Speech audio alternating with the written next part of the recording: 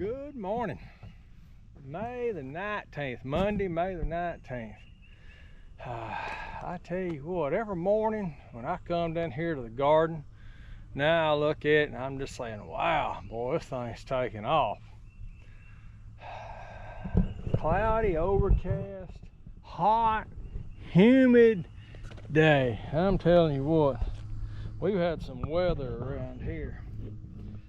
My Tuesday through Friday update, our power was off all day Saturday, and so I didn't get a chance to upload it and edit or anything, but I'll get it done. I may upload this update before I do the Tuesday through Friday, which put them a little bit out of order, but hey, it is what it is. We'll start over here. Well, let's start over here with just the overall glance of things. I'm telling you, old corn's done shot up another probably 18 inches, I guess. Tomatoes, I've been doing a lot of bottom leaf pruning. Some of them storms broke limbs off of, but all in all, we're doing good. We got a lot of tomatoes that are forming. These are early girls, which, you know, I guess ideally it means they're supposed to be ready earlier. They got a little less time to germination, but I believe that the cherries will beat them. I just believe that. Anyways, there's aromas and big beefs and brandy boys. And then here's our cherries, which y'all know these are my favorite. But they're coming on along. They're looking pretty good. Got a lot of strings of tomatoes are forming in here, and that's just looking good to me. Plants is looking good, and they are, well, Lord, I'd say that's probably 5 foot, well, 5 foot tall from there, probably 3.5 or so from the tub. Peppers coming on strong, a lot of little blooms, little bitty peppers forming. these old tomatoes. These tomatoes here I stuck in the ground from cutting the suckers off. They have just took root and coming on up. Hey, I guess I'll see what happens. There ain't nothing planted in this one yet. Squash, I'm just amazed. I mean, I love this. I do. My mind, I'm thinking, what would it be like if I had this is 4 tubs. What if I had 10, 15 more of them down through here? How much easier it would make my squash picking this year. Cucumbers, they're coming on up. I'm gonna have to get something from the trellis on pretty quick. Onions, they're kind of drooping over. They're getting ready just to get them all out of the ground. I'm giving them a chance to just kind of fill out a little bit more. Reds is coming on. I'm just tickled to death. I mean, this onion's just something, especially these whites, these super sweet Texas whites that I got from Hoss. You know, I put them in the ground last fall. Just thought they was absolutely going to do nothing, but they messed around and did okay. Now these I planted in the spring, they haven't caught up, but they're okay. They were actually had a bigger bulb on them when I planted them than these did after being overwintered. But as you can see, these are doing better. Watermelons, tickled to death. It's finally coming on up. They'll be spreading out everywhere. Wife asked me, well, what are you gonna do? They're gonna go everywhere when they come up. I said, well, I got some more of these cages. I'm gonna bring them over here and try to train them all to go this direction. We'll see how that goes. I don't know. That's an experiment. Always got to be experimenting with something. Man, this corn, look at that stuff. It's done grew 18 inches since we laid that fertilizer by. Okra looking a little stouter. That's some serious rains coming here though. I'm telling you, you just wouldn't believe the rains that we've had around here the last few days. Man, look at all them beans. I mean, they've just growed plumb out the top. I'm telling you. Oh, I don't know about that. I mean, I thought I planted them rows far enough apart, but it just looks like a jungle down through there now. And let's get around here to the squash. Man, we have got some squash in here now. I'm telling you, I will get a picking of squash off of this.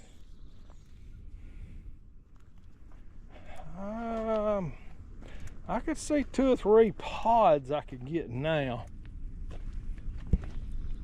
You know, that one right there would probably be good. It's actually, that's kind of dying off some, so that'd be a good one. I see another one over there might be all right. I may come down here toward the end of the day. Excuse me. I think I swallowed a gnat.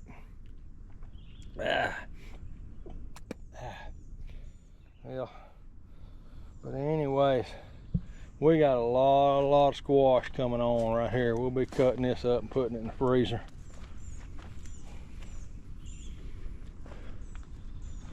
Pretty quick, and I'll be feeding last year's squash to the chickens. All right, that's kind of a garden update here. Y'all look down through that bean jungle again. I'm telling you what, I'm wishing I'd planted them things further apart now.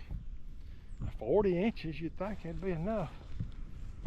This corn down here is gonna come up pretty good.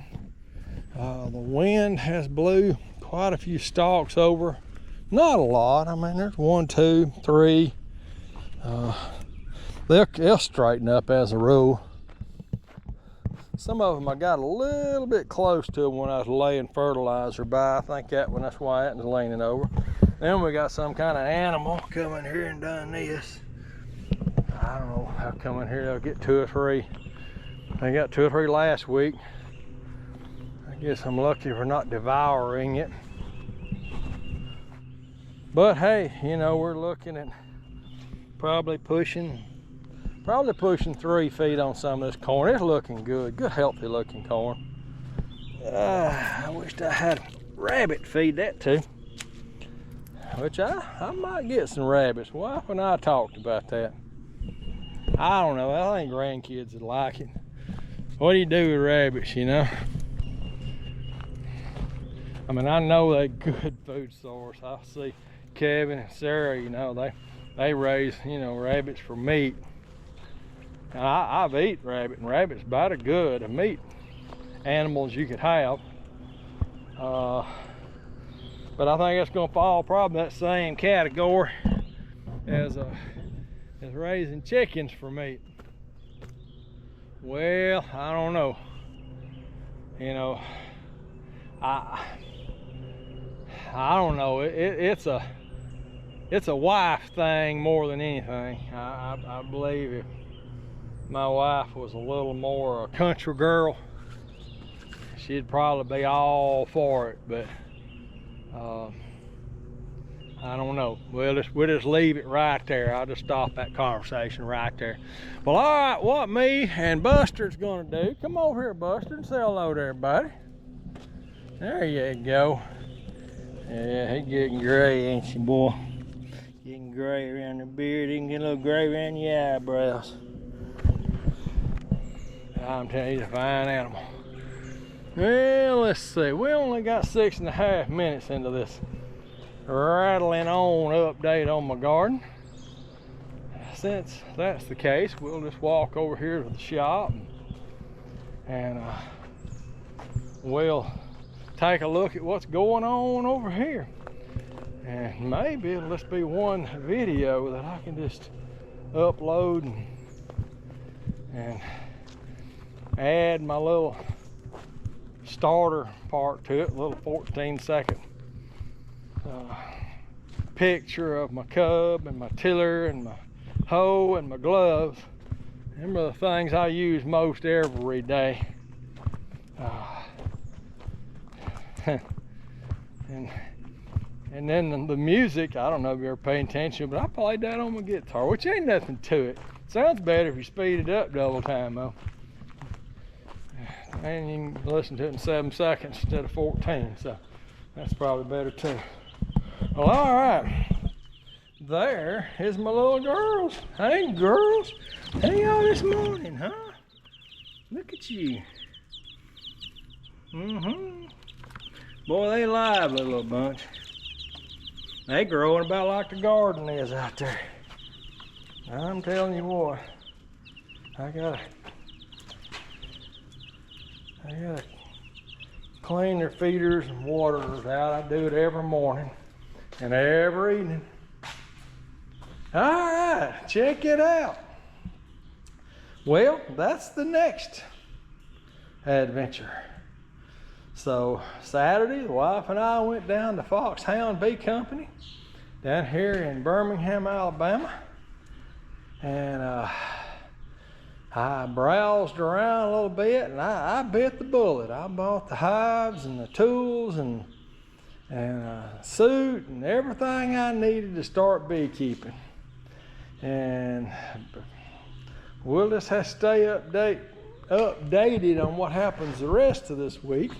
I am supposed to receive some a nuke, which is 5 boxes of bees.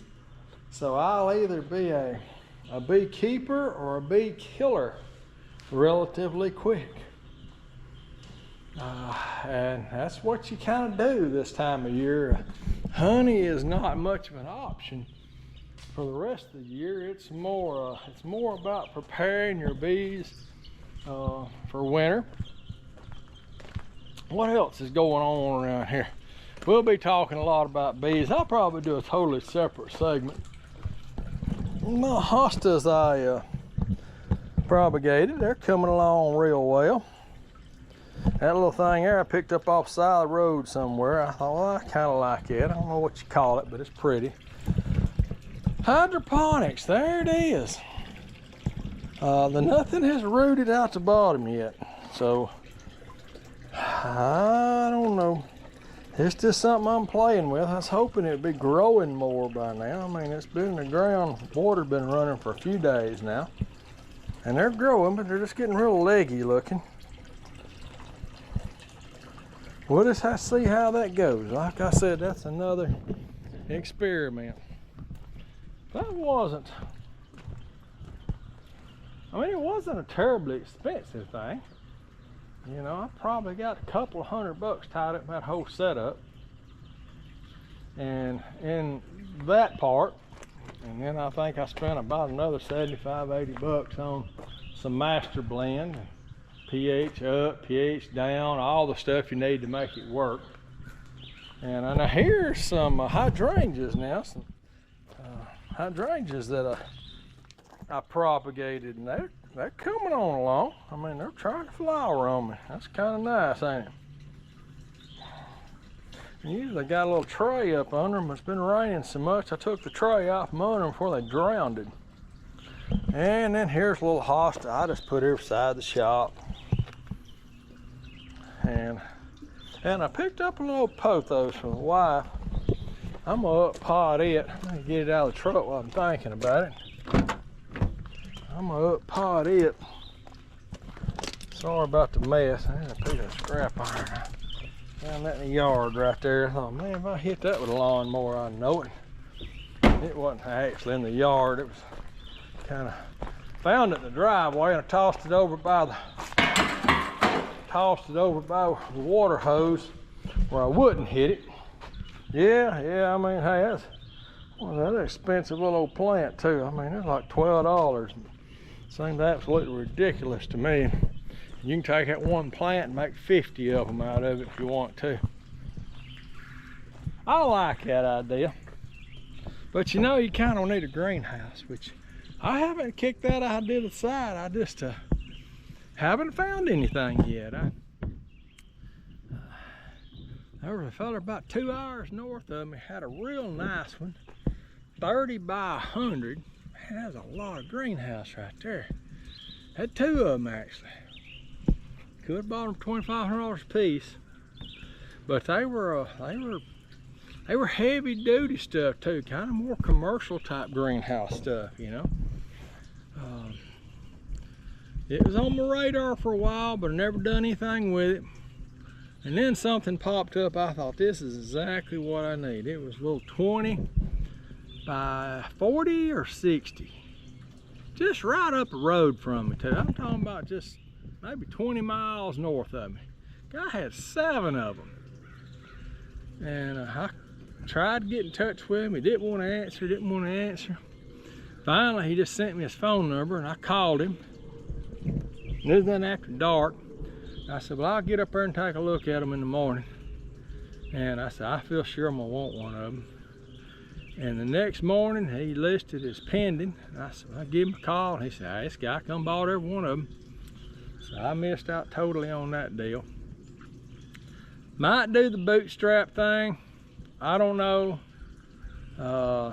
We have a fence supply company near me, and I've been wanting to drop by there and see what I could buy. I know fence posts have gotten, top rail even has gotten extremely expensive. I mean, it's just like, you know, I've done that dog pen around my house up there when I first moved in here, and I didn't spend a whole lot on it. I mean, a few $100. Man, I tell you what, it probably cost me $1,000 or $2 to do it now. It's just something, I don't know why it's just went, I mean, like it's $30-something for a post. I'm thinking, man, $30-something at Lowe's. But anyways, let me get busy. I got a lot to do. I've got to get out yonder in the field and figure out where I'm gonna put these beehives, and tote some blocks and some boards out there and get it where I can get them set up. You don't want to move hives once you figure out where you're going to put them.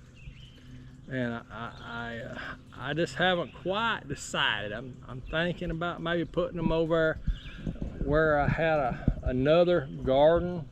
I actually plowed it this year but never planted it. So I might go out there and slick it up a little bit.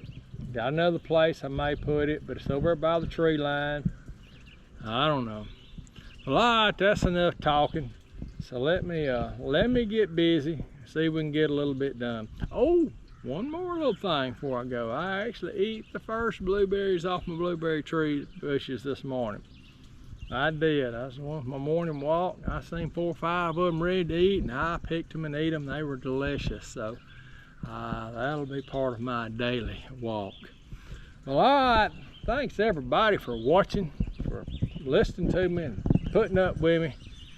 Hey, let's just keep on going. Hey, the rest of the summer, it's gonna be about moving and sweating and staying hydrated, because I'm telling you, it's fixing to be on between now and October maybe. I mean, it's fixing to be hot, it's fixing to be humid. Hey, this is a time when we gather everything. I mean, you go out there early in the morning and you'll still be soaking wet. I mean, you'll be drenching, soaking wet. I can't count. I've already, last few days, I've went take the clothes off and they just splat. I mean, like a soaking wet rag hitting the floor. And then, of course, the first thing the wife says, you go put them out on the back deck. Don't leave them on nasty wet clothes in here. And I said, okay. So I go hang them over the deck and let them kind of dry a little bit before we even wash them, you know, because they're soaking wet. And I've been known to do that twice today too, because I go up there at lunch and sit down, you know, eat me a little bite and I'm soaking, drenching wet. So it's not unusual for me to take a second shower, and then that makes me use twice as many clothes. But hey, that's just how you gotta keep going. Just do what you gotta do to keep moving. Well, all right, thanks again for watching, and we'll catch you on the next one.